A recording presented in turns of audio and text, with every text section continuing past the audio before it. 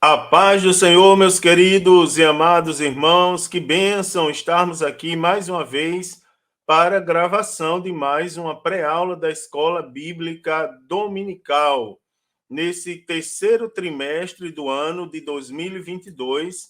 Eu estou feliz porque até aqui o Senhor tem nos ajudado. Amados irmãos, temos uma lição muito bonita para tratar hoje, a lição de número 2 da classe de adultos, que tem por título A Sutileza da Banalização da Graça.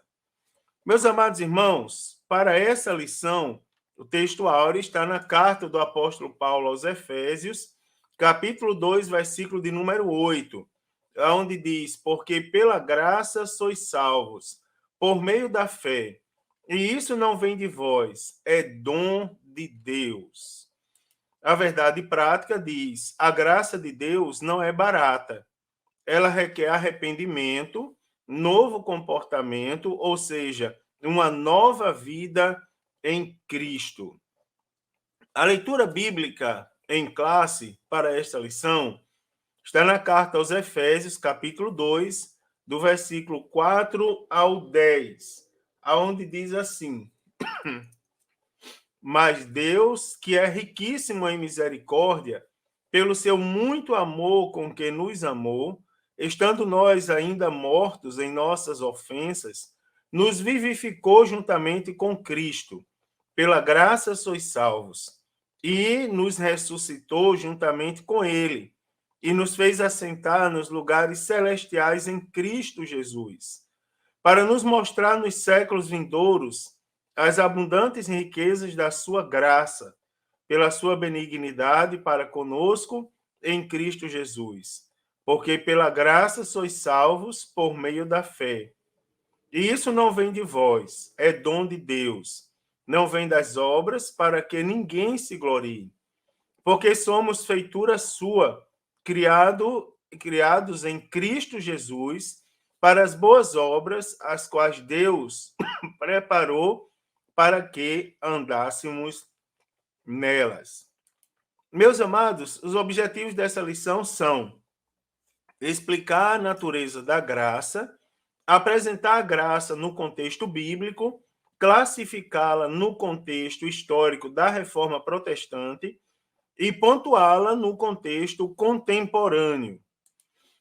Preste bem atenção. Não existe, irmão, salvação sem a graça de Deus. Lembre-se que a Bíblia diz claramente, inclusive na lição de hoje, diz: porque pela graça nós somos salvos. A graça nós podemos classificá-la como sendo o favor imerecido de Deus. Nós não merecíamos, irmãos, pelos nossos méritos, nós não merecíamos ser salvos. Mas Deus nos fez um grande favor. Nós não tínhamos como pagar a dívida que nós temos com Deus por causa dos nossos próprios pecados. Mas Deus foi lá pela sua misericórdia e nos derramou a sua graça, não é? Nos deu a sua graça. Então, pela graça, nós somos salvos. E o meio para nós alcançarmos a graça é a fé. Então, não existe salvação sem a graça.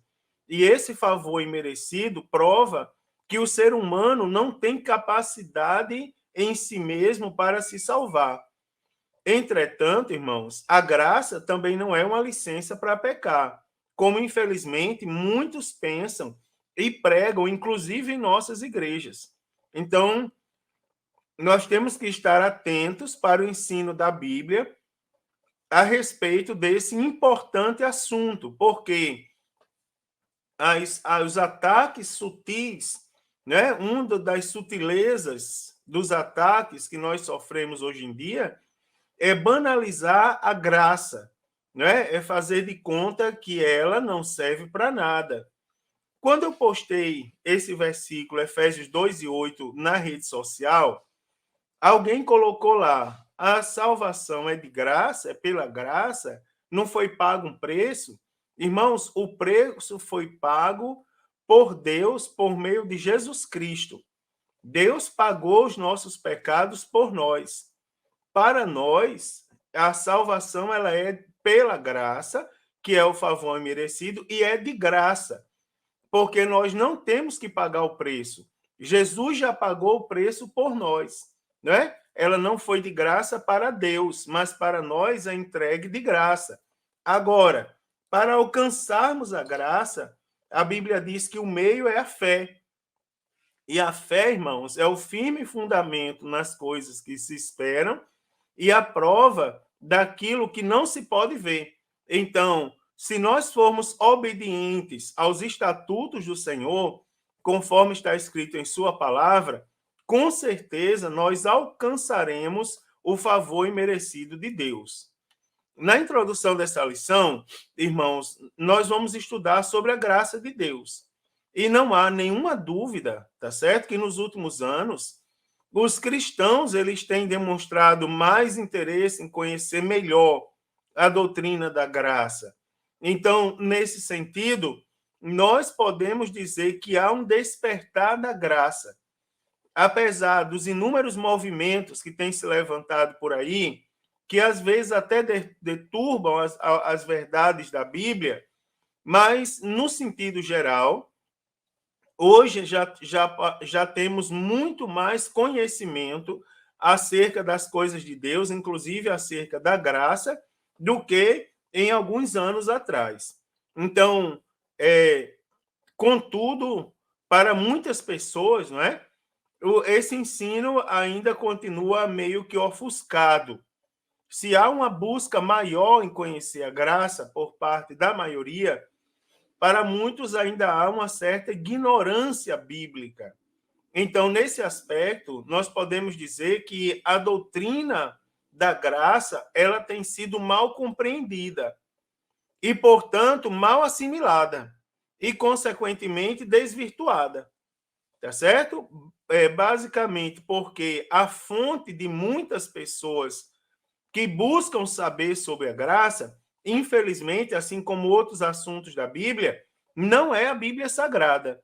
Algumas pessoas insistem em não ter a Bíblia como regra de fé e prática, buscando em outros meios, em outras doutrinas, em outras literaturas, argumento para a sua salvação.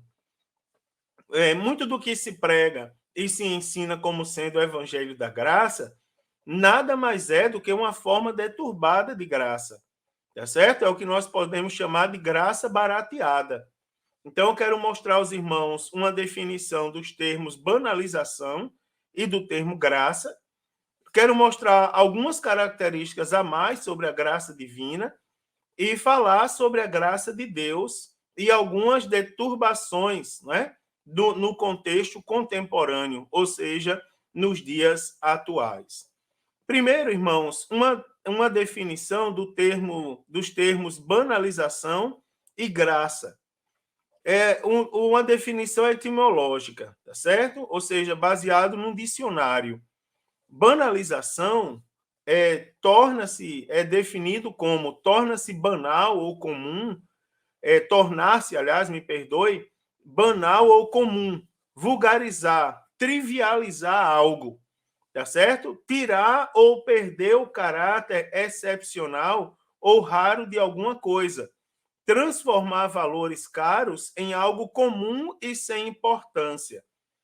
Então, isso é o que nós podemos chamar de banalização, tá certo? Basicamente, seria vulgarizar ou trivializar alguma coisa.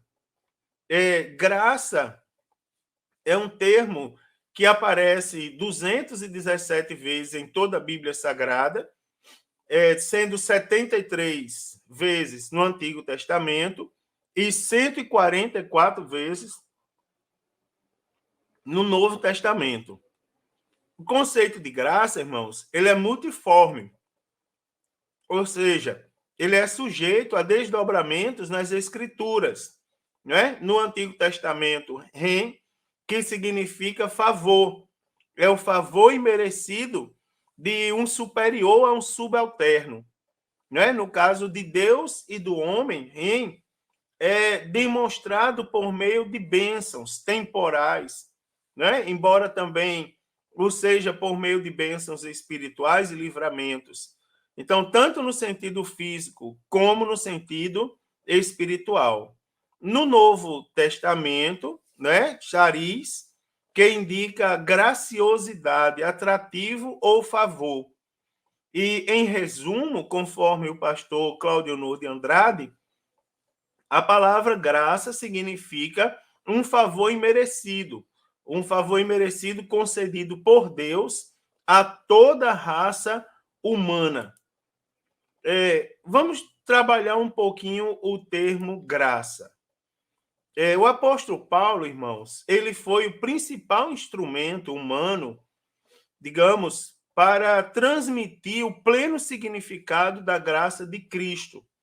Então, não é de admirar que, mais tarde, o apóstolo Paulo ele viesse a ser conhecido também como o apóstolo da graça, tá certo?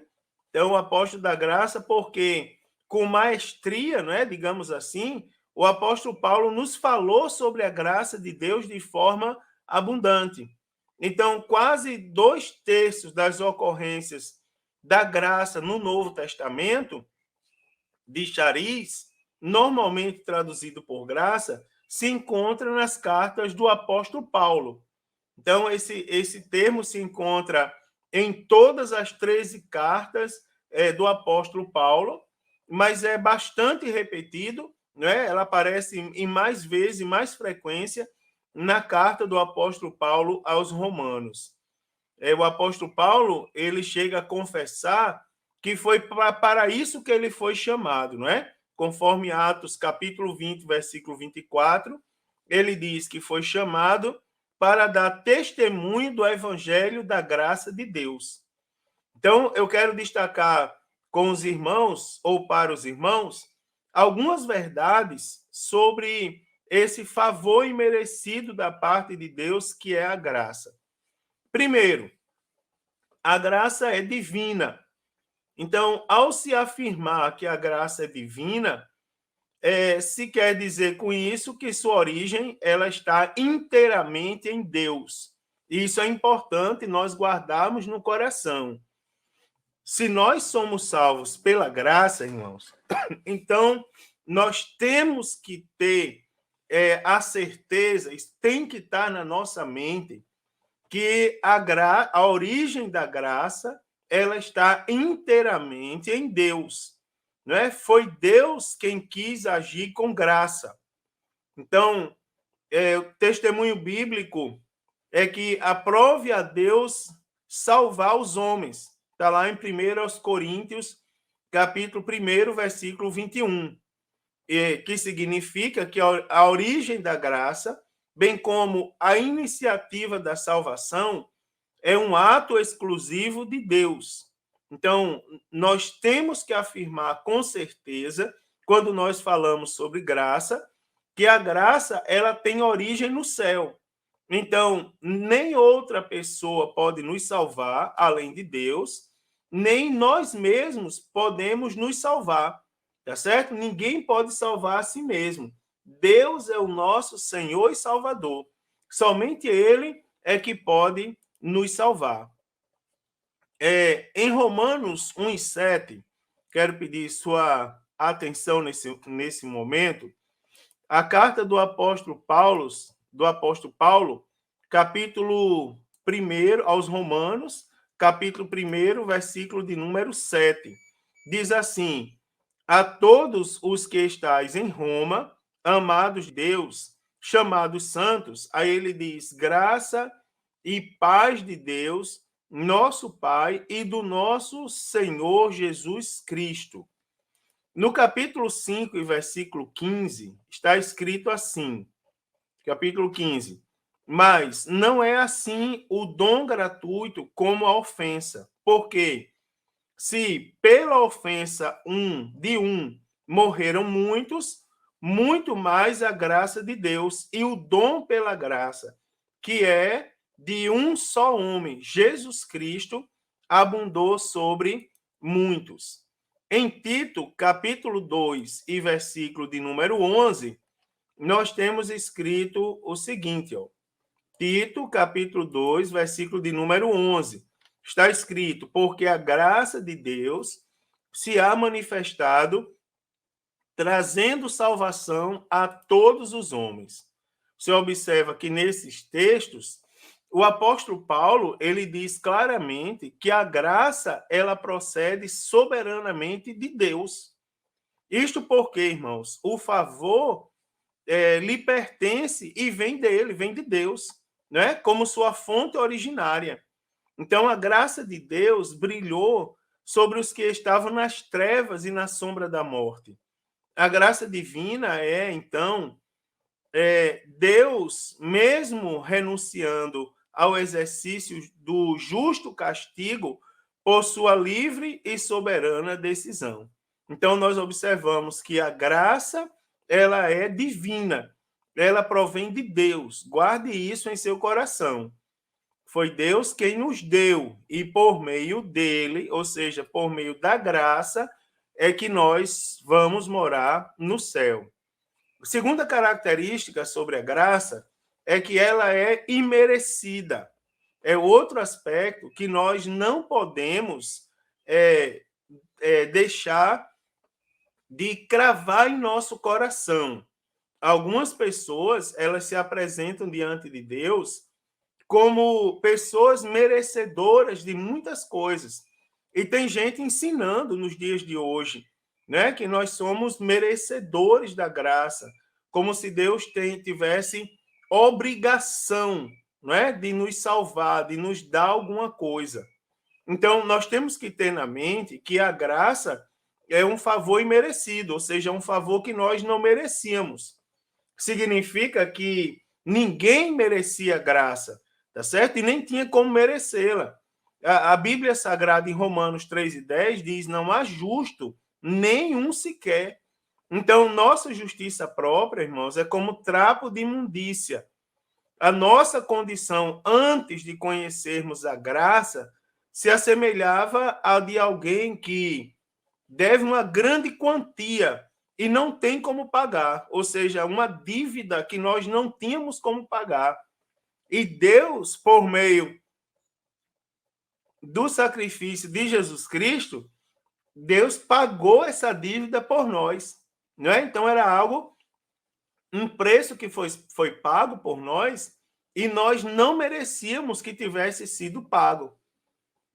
A salvação, me perdoe, a salvação é concedida ao homem sem ele merecer, não é? Pois não há nada que o homem faça para o tornar digno de ser salvo, né? Pois a graça, ela aniquila qualquer obra que visa receber a salvação por mérito. Então, foi Deus que quis agir com graça. 1 Coríntios 1:21 diz: aprove a Deus salvar os homens. Então, a salvação não é uma recompensa por bom comportamento. O pastor Ezequias Soares, ele diz assim: a graça é o favor imerecido de Deus para com o pecador. É a bondade para quem apenas merece castigo, que é o que nós merecíamos e é o que nós merecemos todos os dias. Mas Deus, por sua bondade, pagou um alto preço por nós.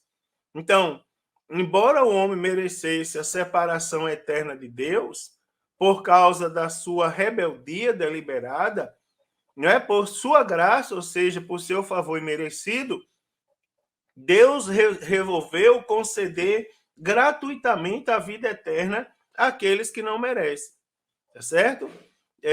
Nós podemos, o autor famoso, ele diz assim: a graça divina então, Deus, mesmo renunciando ao exercício do justo castigo, por sua livre e soberana decisão.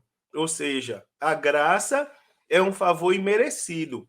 O mérito pela graça não é nosso, o mérito é de Deus. Foi ele, aprove a Deus providenciar uma solução para a nossa situação de pecadores e condenados. Terceira característica é que a graça é suficiente. Então, o apóstolo Paulo nos mostra que a lei não é suficiente para salvar o homem. Foi assunto nosso no trimestre passado. Até porque o seu propósito é revelar o pecado da lei, aliás, o propósito da lei, me perdoe, é revelar o pecado e não extirpá-lo, ou seja, não resolver a situação do pecado.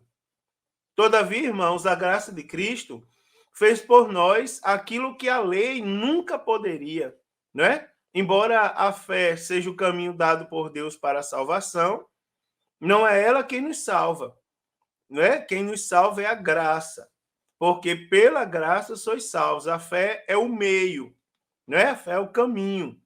Mas é a graça que nos salva, por meio da fé. Então, é pela graça, ou seja, pelo favor imerecido de Deus, que ele nos concede a bênção da salvação. Então, nós não precisamos fazer outra coisa nos dias atuais, e aí nós temos que ter cuidado para não sermos enganados por algumas coisas que nos rodeiam de perto, inclusive, porque não precisamos fazer outras coisas para ser salvo. Tudo que precisamos fazer para ser salvo é crer no sacrifício de Jesus Cristo, que é a graça. Por ela nós somos salvos. Então a graça, ela é suficiente para nós sermos salvos. A quarta característica é que a graça, ela é imparcial. Então, desde o início, irmãos, a proposta divina sempre foi estender a bênção da salvação a todos os homens indiscriminadamente. Ou seja, a todos os homens, não é, sem distinção alguma. Sempre foi, desde o início, a proposta de Deus. Então, é errado pensar, embora todos os pecados, somente os eleitos vão ser salvos. Né? Isso aí é errado. Para sermos salvos, nós precisamos crer. E todo aquele que crê, que acreditar no sacrifício de Cristo Jesus, esse será salvo. Tá certo? Então, a Bíblia mostra claramente que Deus não faz acepção de pessoas.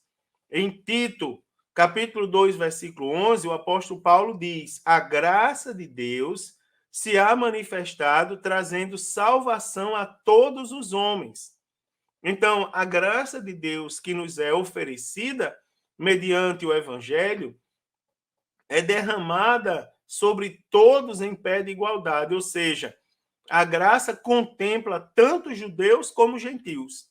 Então, a graça, ela é imparcial. Todos aqueles que acreditarem, que aceitarem Jesus e andarem em conformidade com seus estatutos, esses, né, irmãos, esses alcançarão a graça de Deus. A graça, a quinta característica é que a graça, ela é resistível. Isso aqui é interessantíssimo, né? Eu quero só voltar aqui na característica anterior para falar para os irmãos que nessa questão da imparcialidade da graça, ela coloca por terra algumas teorias que eu já ouvi. Por exemplo, tem lugares que só famílias específicas serão salvas, que só um grupo de pessoas serão salvas. Eu falei uma vez numa palestra que eu dei de discipulado, para discipuladores, eu falei para os irmãos que eu cheguei num lugar e tinha um grupo de pessoas entristecidas lá no cantinho da igreja, e eu perguntei ao irmão, quem são aqueles que estão tão tristezinhos lá no cantinho da igreja? Daí o irmão me falou assim, são os novos convertidos. Eu disse, meu Deus, os novos convertidos? Interessante, porque em todo lugar que a gente chega, os novos convertidos são animados, são fervorosos, são ansiosos, eles têm sede de Deus. É como um passarinho pequeno que, quando você bate perto dele, ele abre o bico para receber comida. São os novos convertidos da igreja. E por que eles são tão tristes? Aí ele disse, não, é porque aqui a gente trabalha da seguinte forma. Os novos convertidos ficam lá no canto da igreja, até eles se purificarem, e depois que eles se purificarem, é que eles estão aptos a entrar na igreja. Misericórdia, homem. Meu Deus do céu, que pecado vocês estão cometendo, porque desde o dia que esse povo aceitou Jesus, que o nome deles foi escrito no livro da vida, né? E vocês estão criando uma segregação dentro da igreja, como se essas pessoas fossem salvas por vocês. Não são. Elas são salvas por Deus. E Deus é imparcial. Deus salva, irmãos, qualquer pessoa que aceitá-lo como Senhor e como Salvador. Agora, um ponto que a gente precisa também entender é que a graça é resistível. Então, a Bíblia nos mostra que o homem pode, por seu livre-arbítrio, aceitar ou rejeitar o plano divino para a salvação. Não é? O povo de Israel é a maior prova de que a graça não é irresistível. Não é? O apóstolo João diz: veio para o que era seu, mas os seus não receberam. Não é? Então, tem prova maior que essa. Jesus veio para o povo de Israel, mas eles rejeitaram.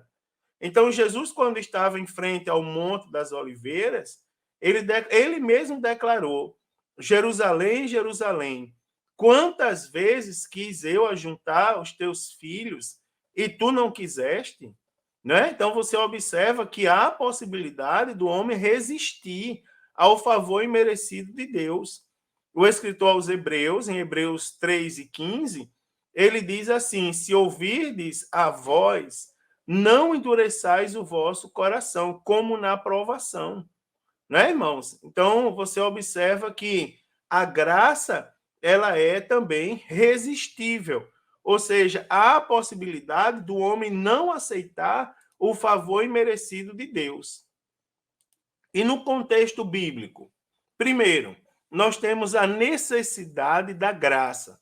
Então, uma das doutrinas mais bem definidas e claras nas Escrituras é a doutrina referente à queda do homem.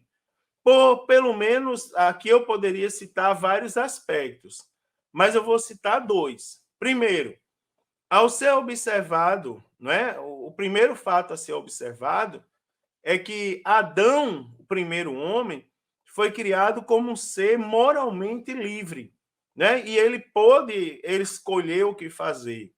Então, a Escritura diz que Adão foi tentado, mas a Escritura não diz que ele foi coagido a pecar. E Deus responsabilizou Adão por sua desobediência, né? Adão, o primeiro homem, portanto, de forma livre e voluntária, ele desobedeceu e pecou. O segundo fato a ser observado é que a queda do homem, ela produziu consequências, tanto para ele como para a sua posteridade. Se nós lermos a Bíblia Sagrada, nós vamos observar: agora no suor do seu rosto comerás. Para a mulher serão multiplicadas dores de parto. A terra produzirá espinho, porém inimizade entre você e os animais. Seus dias serão limitados em 120 anos.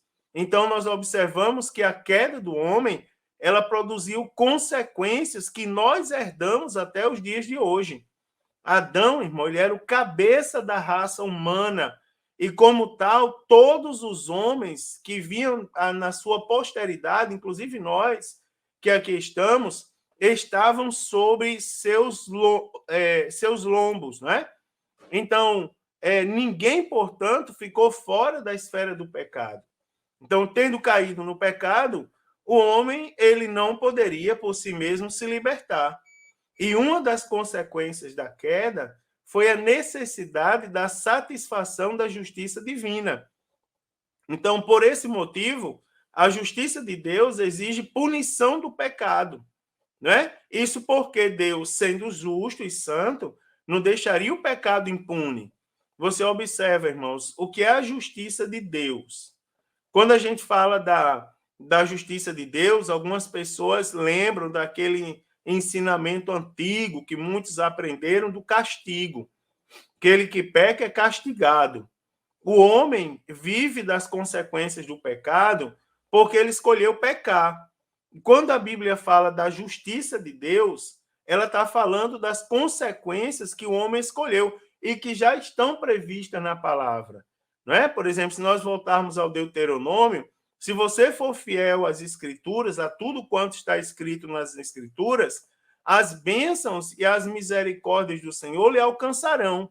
Mas se você for infiel, as maldições lhe alcançarão. Então, a própria Bíblia Sagrada, nunca esqueça mais essa verdade, que ela é um livro de bênção para aquelas pessoas que a obedecem, mas ela também é um livro de maldição para aquelas pessoas que não obedecem à Bíblia Sagrada. Agora, tem um aspecto que deve ser levado em consideração.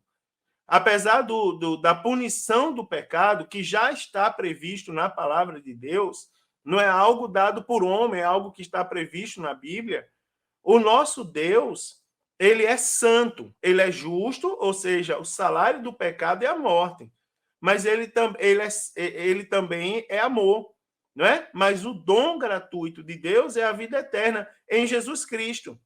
Então, essa definição da justiça de Deus e, ao mesmo tempo, do amor de Deus é denominada pelos teólogos como a doutrina do duplo amor de Deus. Ou seja, o amor de Deus à justiça e o amor de Deus à eternidade. Veja como isso é interessantíssimo da gente aprender. Se, por um lado, a justiça divina exige a punição do pecado, por outro lado, o amor de Deus pela humanidade levou a prover a cruz por meio da justificação. Então, em Cristo Jesus, portanto, Deus manifesta o seu grande amor pela humanidade e vê nele sua justiça satisfeita. Né, irmãos? Que bênção de Deus, que coisa maravilhosa da gente aprender esse tópico, né? Então, primeiro, a necessidade da graça. Segundo, a extensão da graça, né? Então, como eu já falei no tópico anterior, no item 1, eu falei que as Escrituras afirmam que Deus quer salvar todos. Eu falei para os irmãos que a graça ela é imparcial, não é? Então, Deus ama todos os homens. O mais vil pecador, no lugar onde ele estiver, ele é amado por Deus. E por esse motivo ele deve ser alcançado. Aí inclui, irmãos, o alcoólatra, o adúltero, o homicida, não é? Todos serão aceitos por Deus se receberem a graça divina, ou seja, se receberem Jesus, se aceitarem Jesus. Então, essa graça, ela é extensiva a todos os homens, ela é universal. Então, preste bem atenção, que a graça, ela é universal. Agora, ela não é universalista, segundo o autor da lição. Então, ele diz, o termo universal não tem nada a ver com, não tem relação com universalista. E ele diz que o universalismo, ele prega que todos, independente de credo, religião, ou arrependimento, ou comportamento, serão salvos. Então, ao contrário disso tudo, a graça não é universalista, a graça é universal, porque ela é estendida a todos os homens. Agora, todos os que se arrependerem e confessarem a Cristo é que poderão ser salvos, né? A graça, veja como esse tema ela é interessantíssimo. Ela é oferecida a todos. Contudo, irmãos, só não torna, só se torna eficaz na vida daquele que crê. Lembre-se que o texto em apreço, texto áureo dessa lição, diz: porque pela graça sois salvos por meio da fé. Não é? Pela graça sois salvos. Ele diz, por meio da fé. E isso não vem de vós. Isso é dom de Deus. Então, a graça no contexto da reforma. Aqui, rapidamente, eu quero falar para os irmãos que o contexto da reforma do século XVI é um contexto muito diversificado. Contudo, irmãos, é possível identificar alguns fatores que contribuíram para o surgimento da reforma. Isso aqui é muito interessante, porque às vezes algumas pessoas querem dar passos para trás. E a Bíblia Sagrada não nos autoriza a dar passos para trás. O que foi que aconteceu no século XVI? O catolicismo, irmão, perdia influência.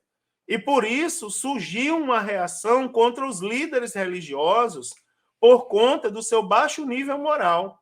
Então, a rejeição da doutrina católica, ela foi tida como válida, foi uma opção que levou-se em consideração naquele momento. Não é? O maior interesse pela educação, não é? Que deixa de ser um privilégio dos líderes católicos, agora passa a ser uma ansiedade, não é? Um anseio daqueles que servem a Jesus Cristo. Também foi necessário um outro fator que contribuiu para o surgimento da reforma foi uma maior diversidade doutrinária. Ou seja, a Bíblia precisava ser esmiuçada e explicada a todos. Então, de uma forma bem direta, não é o nosso assunto aqui falar, se aprofundar na reforma protestante, mas é interessante os irmãos entenderem por que chegamos aqui. Pode-se afirmar com segurança que a reforma protestante ela surge como uma resposta ao enfraquecimento, deturbação e negação da doutrina da graça. Ou seja, nós aprendemos até agora, pelo que eu falei, que a graça ela é divina, a graça é universal, né, irmãos? Aprendemos uma série de a graça é imparcial, uma série de características da graça.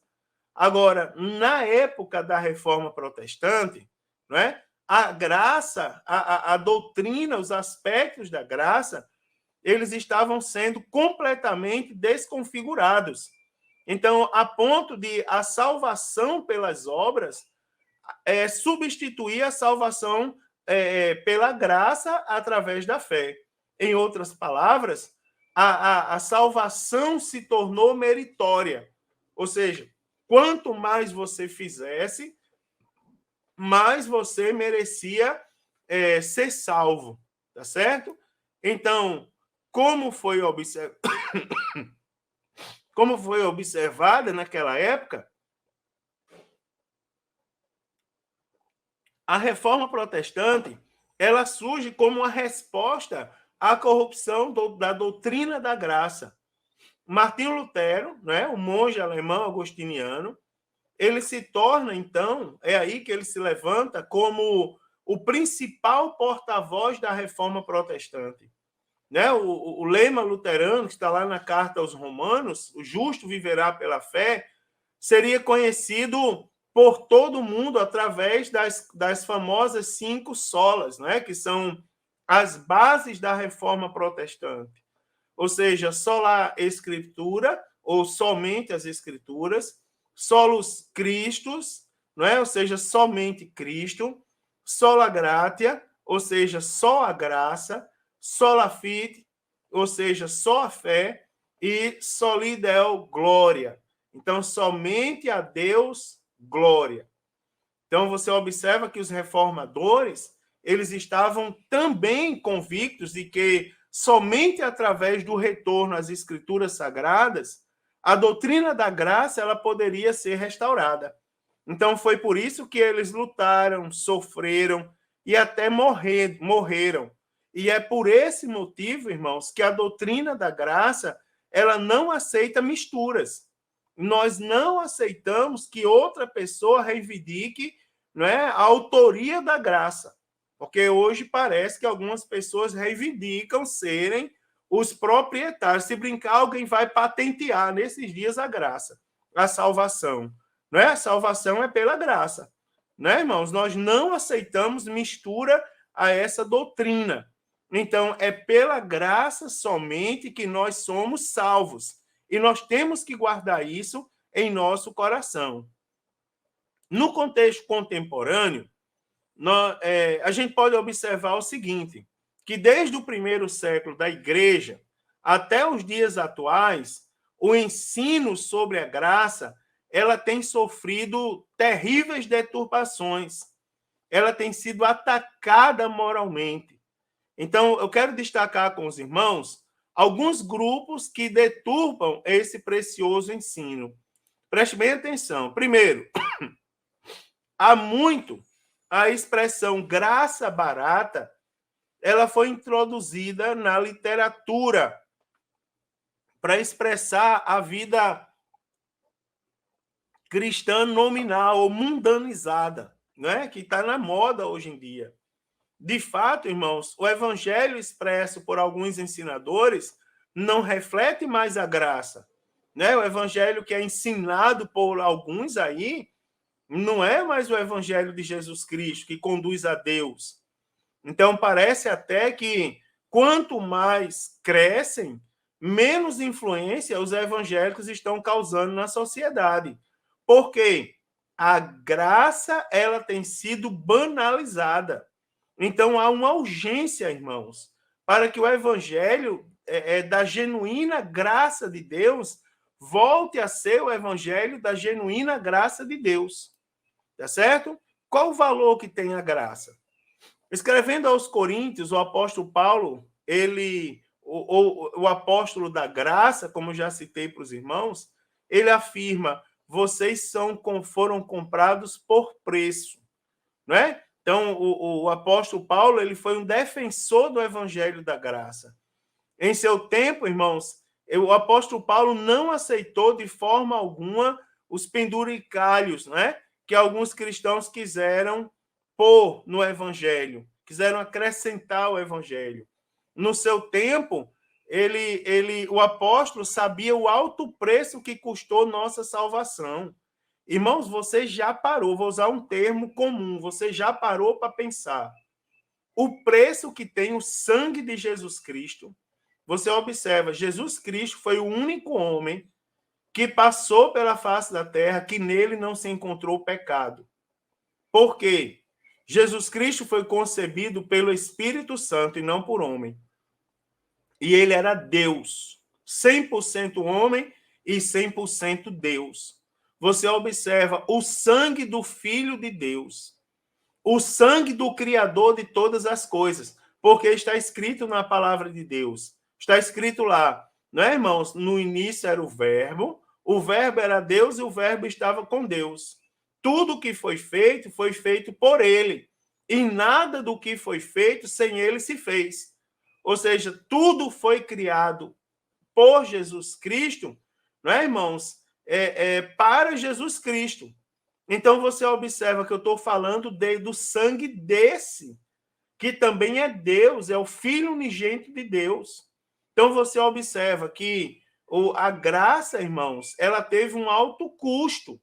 E o custo foi o sangue de Cristo. Então a salvação é de graça para nós.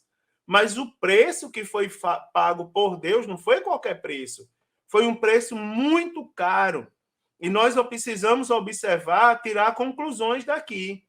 Você observa que a voz passiva do verbo grego indica que outra pessoa fez transação por nós, não é, irmãos? E o tempo verbal auristó diz que esta transação ela foi completa. Observe, não há mérito humano. Foi Cristo quem pagou o preço e fez tudo por nós. Então, nada mais precisa ser acrescentado à nossa salvação. Isso, irmãos, é a graça de Deus, tá certo? Isso é a graça. E no termos do legalismo, os judaizantes, foi um movimento que surgiu nas primeiras décadas da igreja cristã, cujo objetivo era forçar os crentes gentios a observar a lei de Moisés, ou seja, o legalismo. Então, principalmente a lei cerimonial, que incluía o quê? A prática da circuncisão, a abstinência de alguns alimentos e a guarda do sábado e dias tidos como especiais. Então, contra esta pretensão, o apóstolo Paulo ele levantou-se com voz veemente em suas cartas, afirmando que a salvação não é obtida pela observação da lei cerimonial, mas sim, irmãos, pela graça. Ou seja, nós não temos mais que oferecer sacrifício de animais. Atualmente, eu observo alguns cristãos chorando e clamando a Deus porque o templo está para ser reerguido, pelo menos é o que alguns noticiários trazem, e já há, inclusive, uma busca por uma linhagem tão pura quanto a linhagem que era oferecida no Antigo Testamento, para se voltar ao sacrifício de animais. Vocês não fazem ideia da quantidade de cristãos que estão, irmãos, querendo comprar animais, pagar por esses animais, para oferecer por sacrifício. Não, irmãos. O maior de todos os sacrifícios já foi oferecido. Jesus Cristo. Ele é o Cordeiro que tira o pecado do mundo. Tá certo? E nós cremos nisso. Está escrito na palavra de Deus. E nós não podemos aceitar nenhum adendo a essa verdade. O antinomismo, que prega a ausência completa de normas. Em Romanos 6:1, o apóstolo Paulo ele pergunta o seguinte: que diremos, pois? Permaneceremos no pecado para que a graça abunde? E em seguida ele responde: de modo nenhum. Então, esta pergunta do apóstolo Paulo, ela foi formulada porque alguns grupos libertinos levaram seus conhecimentos ao extremo, a ponto de afirmarem que desde que uma pessoa tivesse fé em Cristo, não importaria os atos dela, se fossem bons ou maus. São os antinomistas, não é, irmãos? Eles, antes significa contra e nomos significa lei, ou seja, contra a lei, né? Eles afirmam que, eles alegam que, salvos pela fé em Cristo Jesus, já estamos livres, né, da tutela da lei, e por isso não precisamos de mandamentos morais, não é, da lei. Irmãos, os antinomistas estão completamente errados, tá certo? Eles pensam erroneamente isso, que basta você ter fé em Deus, independente de você ser bom ou mal, que você já é salvo. Não. Lembre-se que o nosso nome, assim como ele é escrito, quando nós aceitamos Jesus, ele também pode ser riscado do livro da vida se nós não permanecermos fiéis até o fim. Tá certo? Universalismo e a graça. Então, ao se tratar da doutrina da extensão da salvação, é preciso, irmãos, mais uma vez, que se faça distinção entre universalidade e universalismo. A graça é universal, como eu já disse anteriormente, mas ela não é universalista, não é? Lembre-se, mais uma vez eu quero reafirmar aos irmãos, Deus deseja que todos sejam salvos e cheguem ao pleno conhecimento da verdade. Então, uma coisa não tem relação com a outra. A salvação é universal, porque Deus, no seu grande amor, quer salvar todos os homens. Não é? Deus amou o mundo de tal maneira que enviou seu Filho unigênito para que todo aquele que nele crê não pereça, mas tenha vida eterna. Agora, a doutrina do universalismo prega que todos, independente de credo, religião, arrependimento, serão salvos. Então, ao contrário, irmãos, a doutrina da graça, aqui reforçando, ela é universal porque é estendida a todos os homens. Agora, nós precisamos aceitar Jesus e andar em conformidade com a sua palavra, que é a fé. O meio para se alcançar a graça é a fé. Também tem os deterministas, não é? A doutrina determinista, ela destaca que ninguém pode cair da graça, ou seja, uma vez salvo, salvo para sempre.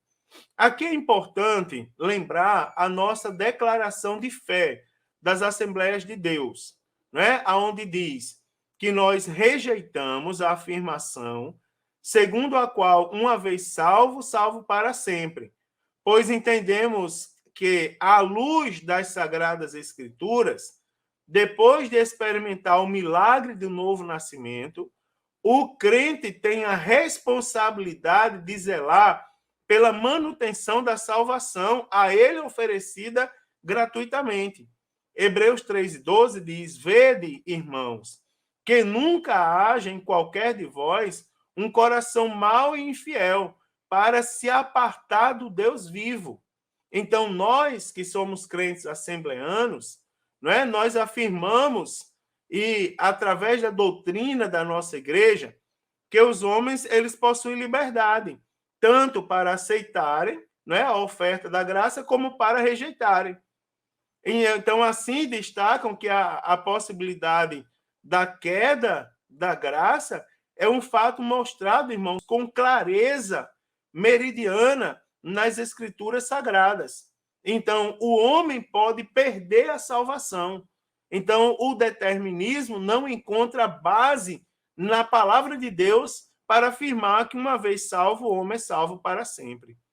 Também o banalismo, né, irmãos? A graça barata é o batismo sem a mudança, é a ceia, irmãos, sem confissão dos pecados. Então, a graça barata é a graça sem discipulado, é a graça sem luz, é a graça sem Jesus Cristo. Então, pregar uma graça barata é pregar uma graça sem preço. Isso aqui é terrível, irmão. A graça barata não requer nada do homem. Isso equivale a perdão sem arrependimento, contrariando completamente o que diz a Bíblia Sagrada. Em Atos 3:19 diz: arrependei-vos, pois, e convertei-vos, para que sejam apagados os vossos pecados e venham assim os tempos de refrigério pela presença do Senhor. É evangelho sem testemunho, vida cristã sem renúncia e cristianismo sem Cristo e sem cruz. Não é, irmãos? O mundo continua mundo e nós continuamos pecadores. Precisamos, irmãos, da graça, não é? Da mudança para poder alcançarmos a graça. Que lição maravilhosa e que cuidado nós temos que ter para não termos essa importante doutrina banalizada, não é, irmãos? Tornada ineficaz, não é? Ridicularizada completamente, principalmente por aqueles que não têm compromisso com a palavra de Deus. Então, aqui nessa lição, nós partimos da necessidade de compreender corretamente o que é a graça de Deus. Então, nós observamos aqui como a graça de Deus ela foi entendida em diferentes contextos. Então, a Bíblia ela sempre será a régua, ou seja, um instrumento de medição através da qual qualquer entendimento da doutrina da graça precisa ser medido. Então, como, né, verberou na Reforma, a Escritura continua ecoando em nossa vida e nós não podemos aceitar mistura, não é, irmãos, a essa importante doutrina. A salvação ela é somente pela graça. Que lição maravilhosa, irmãos. Dê uma observada na sua lição, dê uma observada leia mais uma vez a lição, anote os pontos que você tem dúvida ou os pontos que você tem alguma consideração e leve para a escola dominical, para compartilhar com seu professor, tirar dúvida com ele e com os demais alunos da classe. Como temos a crescer com essa lição, né, irmãos? Deus abençoe, uma excelente aula a todos. Se Jesus não voltar, a próxima semana eu estarei aqui com os irmãos comentando a lição de número 3. A paz do Senhor. E mais uma vez, uma excelente aula a todos, em nome de Jesus.